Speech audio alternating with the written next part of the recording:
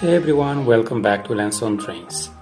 In today's video I'm doing a small unboxing of a package I recently ordered online. Inside this box there are a few items that will help me continue upgrading my HO scale layout. Some of these pieces you may have already seen in the latest videos on the channel, while others will appear in future episodes. So let's open the box and take a look at what's inside. Right at the top we have a set of trees which I'll be using to add more greenery to the layout, and these will help me upgrade one of the corners of the diorama that has been looking a bit empty lately. I'll be planting these trees in an upcoming episode where I start building a small forest area next to the tracks. We have also something that you might recognize if you watch the previous episode, the panorama background scenery. This is a 5-piece background that creates a really nice landscape scene with mountains, a small town, and even a castle in the distance. When all these pieces are aligned together, they form a wide panoramic image designed specifically for HO scale layouts. Before installing it on the wall, I took a closer look at the full composition, and I really like the atmosphere it creates.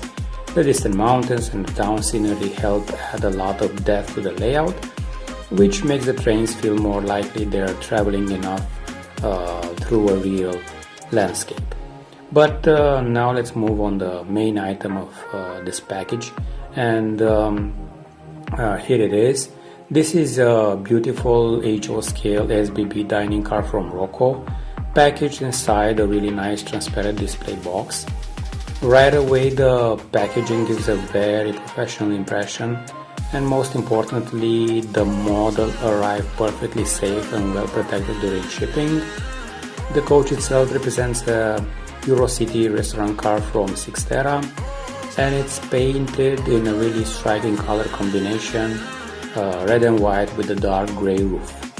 One of the reasons I decided to buy this wagon is simply because of how good the livery looks. The contrast between the red body and white sections really stand out, and together with the grey roof it creates a very clean and elegant design. Looking closer, there are quite a lot of fine details across the entire coach. You can clearly see the SBB logo as well as the word restaurant written on both sides of the wagon. There are also small restaurant symbols placed near the doors, along with the various technical markings and inscriptions that add even more realism to the model.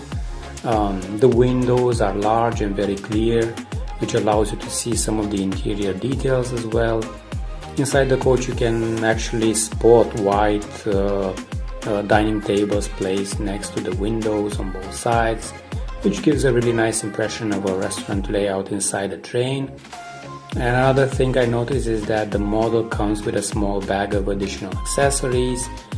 These include details that can be added later, such as handlebars and roof components that look like a small chimney, and some accessories for the bogies. And I actually discovered these accessories a bit later, so they weren't captured during the filming of this unboxing.